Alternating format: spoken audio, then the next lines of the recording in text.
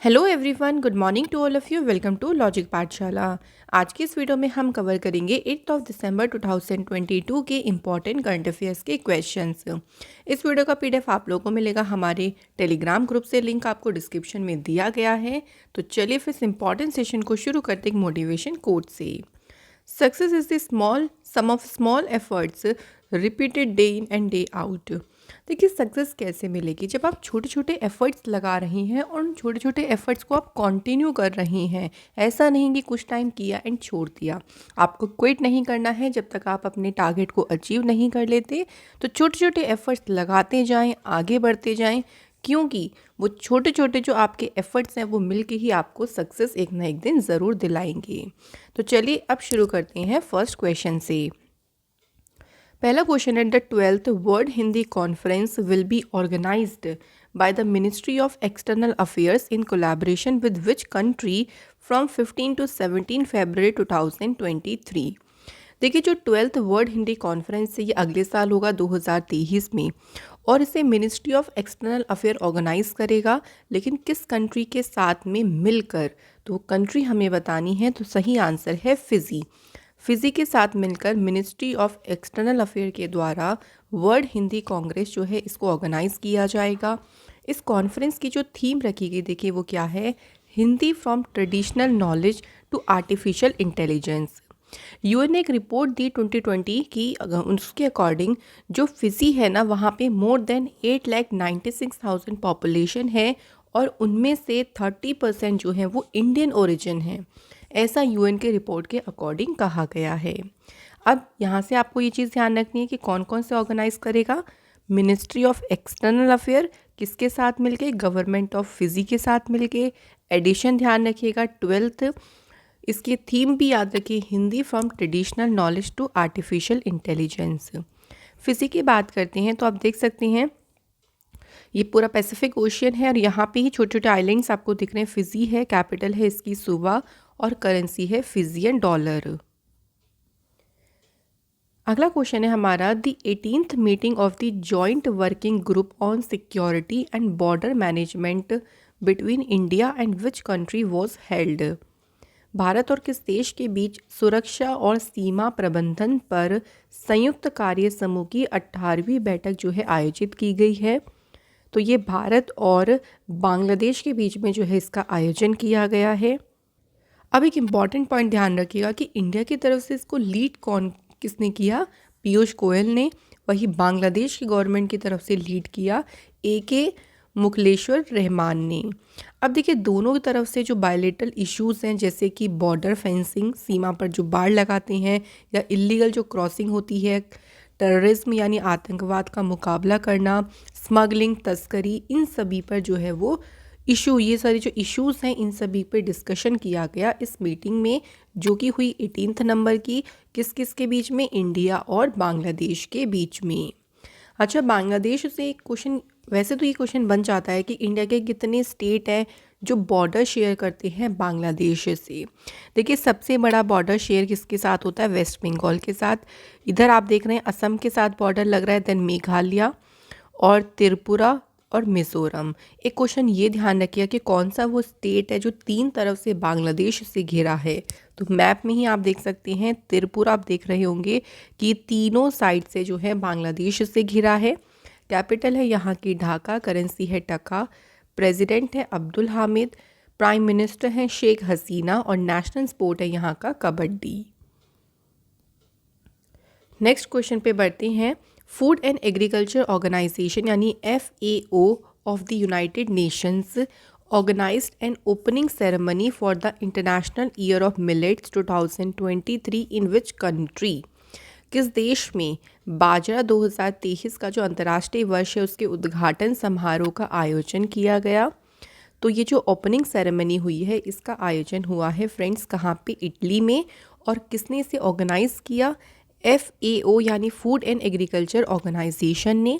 देखिए, इंडिया ने ना UN जनरल असेंबली, मतलब इंडिया का जो इंटरनेशनल ईयर ऑफ मिलेट्स 2023 का प्रपोज़ल है उसको UN जनरल असेंबली के द्वारा एक्सेप्ट भी किया गया है। और इंडिया में जो मिलेट्स को कहते हैं हम हिंदी में बाजरा। ये एक तरीके की खरीफ फसल है जिसके लिए पानी की कम आवश्यकता होती है और जो इनपुट्स हैं एग्रीकल्चर इनपुट्स उनकी आवश्यकता होती है, यानी कम पानी और कृषि निवेश की आवश्यकता होती है इस फसल के लिए, जो कौन सी है, मिलेट्स यानी बाजरा। Next is which country has unveiled its latest high tech strategic bomber the B-21 Raider. किस देश ने अपने नवीनतम हाईटेक रणनीतिक बम वर्षक B-21 जो राइडर है इसका अनावरण किया है? यूएस ने जो है फ्रेंड्स इसका जो है अभी हाल ही में अनावरण किया है, देखिए। और ये जो B-21 राइडर है ये एक न्यूक्लियर पेलोड ले जाने में पूरी तरीके से सक्षम है और इसे क्रू के बिना ही उड़ाया जा सकता है। यूएस एयरफोर्स का ये प्लान है कि वो 100 इस तरीके के विमान जो है B-21 इनको पूरी खरीदने की प्लानिंग कर रहा है, जिसमें अगर हम कॉस्ट की बात करें तो एक प्लेन की कॉस्ट होगी $700 मिलियन। तो देखिए प्राइस मनी तो आपके एग्ज़ाम में नहीं पूछेंगे, फिर एटलीस्ट ध्यान रखिएगा थोड़े से इंपॉर्टेंट पॉइंट्स। अच्छा, अभी आपको याद होगा कि यूएस और फिलीपींस के बीच में एक एक्सरसाइज हुई थी और एक्सरसाइज का नाम क्या था, ये भी ध्यान रखेंगे। बलिकतान एक्सरसाइज हुई थी जो कि आपकी हुई थी कहाँ पे, फिलीपींस में। इसके अलावा देखिए यूएस और बांग्लादेश के बीच में एक्सरसाइज हुई थी, देन एक्सरसाइज का नाम भी याद रखना है, कोप साउथ 22। ये हुई थी यूएस और बांग्लादेश के बीच में। इसके अलावा फ्रेंड्स इंडिया और यूएस के बीच में एक्सरसाइज हुई थी, वज्र प्रहार नाम है और इसका 13th एडिशन हुआ था। ये हुई कहाँ पे थी, हिमाचल प्रदेश के बकलौह में इसका आयोजन किया गया था। तो ये न्यूज़ फ्रेंड्स ध्यान रखिएगा, कुछ इंपॉर्टेंट। चलिए अब अगले क्वेश्चन की तरफ बढ़ते हैं। क्वेश्चन है हमारा, गवर्नमेंट टेलीमेडिसिन सर्विस जिसका नाम है e Sanjeevani has crossed dash crore teleconsultations in December 2022। तो इन्होंने दिसंबर में कितने करोड़ टेली परामर्श को पार कर लिया है? तो आंसर है हमारा 8 करोड़ टेली कंसल्टेशंस को देखिए इन्होंने पार किया है। जो ई संजीवनी है ये एक तरीके का डिजिटल प्लेटफॉर्म है जिसमें आप फिजिकली कंसल्टेशन यानी परामर्श ले सकती हैं एक डिजिटल प्लेटफॉर्म के माध्यम से।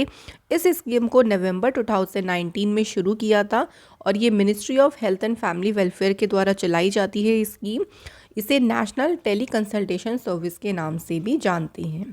तो ये कुछ इंपॉर्टेंट पॉइंट्स हैं।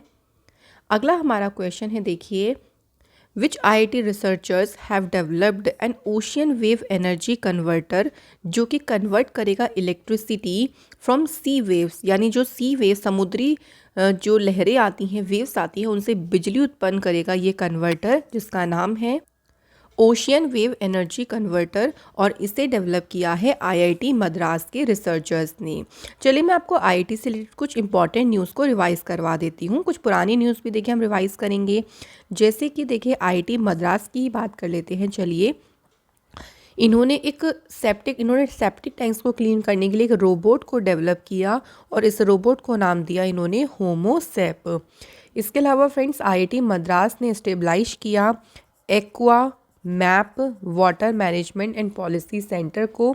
देन इसके अलावा ध्यान रखिएगा IIT मद्रास का ही इन्होंने एक ऑनलाइन ई सोर्स प्लेटफॉर्म को लॉन्च किया था ताकि जो ई वेस्ट है उससे टैकल किया जा सके।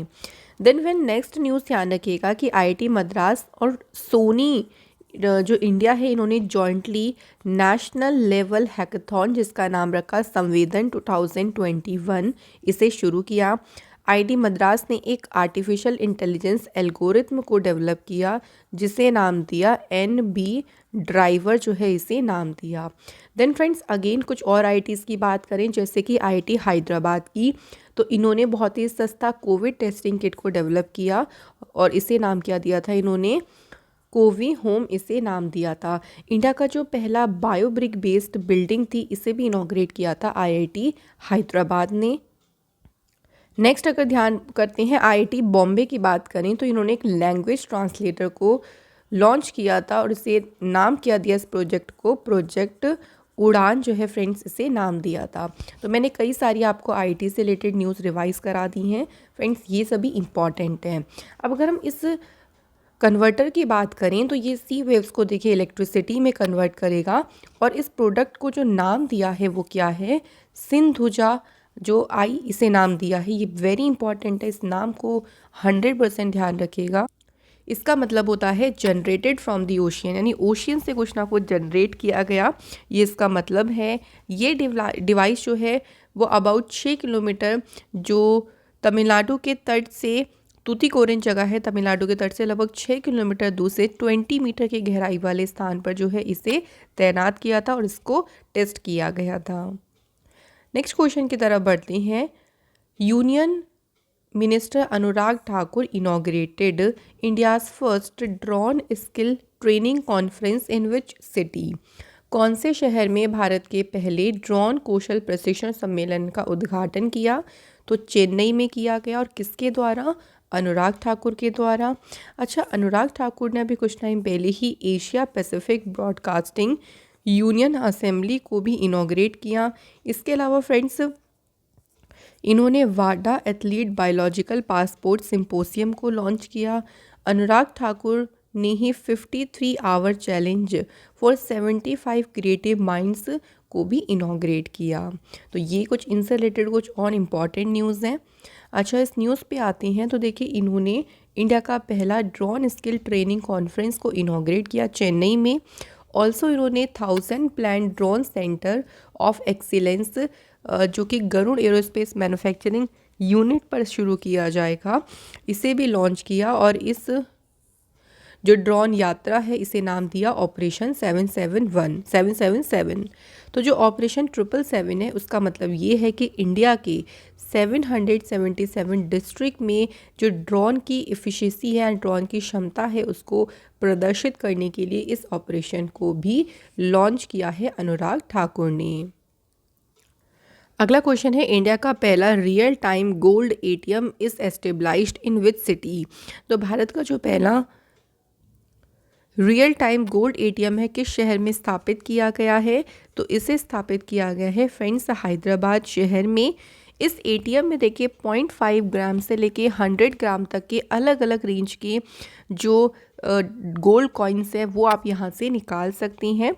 और इसमें डेबिट कार्ड, क्रेडिट कार्ड को यूज़ करने के अलावा आप इसे प्रीपेड और पोस्ट पेड जो स्मार्ट कार्ड होते हैं उसको यूज़ करके भी यहाँ से गोल्ड कॉइन ले सकती हैं।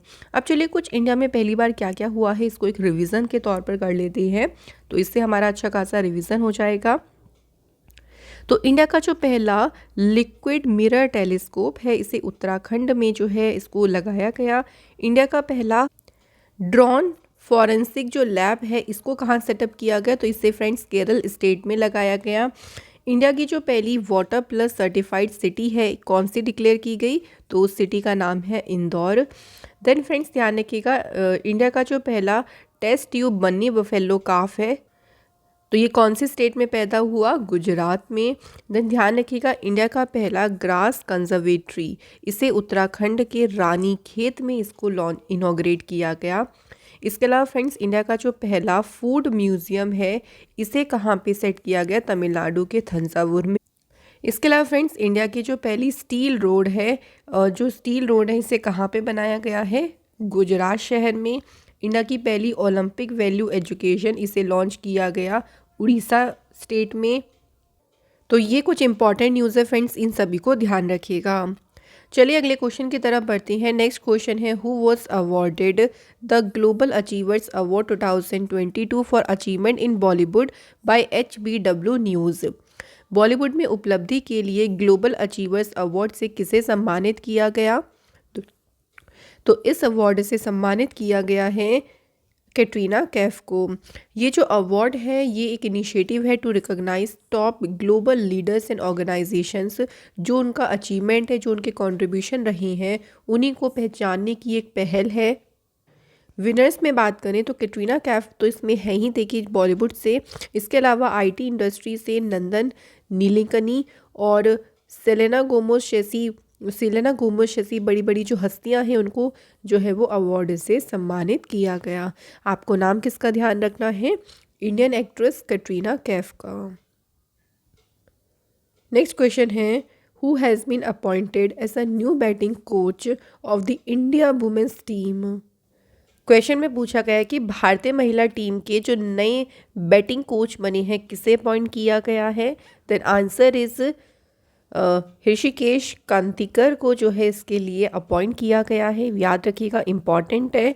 ऑस्ट्रेलिया के खिलाफ जो 9 दिसंबर से जो सीरीज शुरू हो रही है उसमें ये शामिल होंगे। ऑल्सो इंडिया की जो अंडर 19 की टीम है, जब उन्होंने under 19 men's cricket world cup जीता था 2022 में, तो उस टीम के कोच भी कौन थे? उस टीम के भी ऋषिकेश कांतिकर ही कोच थे, बैटिंग कोच। नेक्स्ट क्वेश्चन है हमारा, who won silver at the 2022 world weightlifting championship in Colombia. तो जो विश्व भारोत्तोलन चैंपियनशिप है ये कोलंबो में हो रही है और इसमें सिल्वर मेडल किसने जीता है? Answer is Mirabai Chanu. Question थोड़ा सा डिफरेंट तरीके से बन सकता है कि मीराबाई चानू ने कौन सा मेडल जीता, तो आप क्या बोलेंगे कि इन्होंने जीता है सिल्वर मेडल। इन्होंने टोक्यो 2020 की जो चैंपियन है हो जीवा जो चाइना से है, इनको डिफीट किया और जीता इसमें सिल्वर मेडल। तो यहाँ पे फ्रेंड्स हमारे क्वेश्चन जितने भी थे वो सभी होते हैं कंप्लीट। टाइम आता है फ्रेंड्स रिवीजन करने का, तो साथ में आप लोग भी अपने आंसर्स को रिवाइज करते रहें।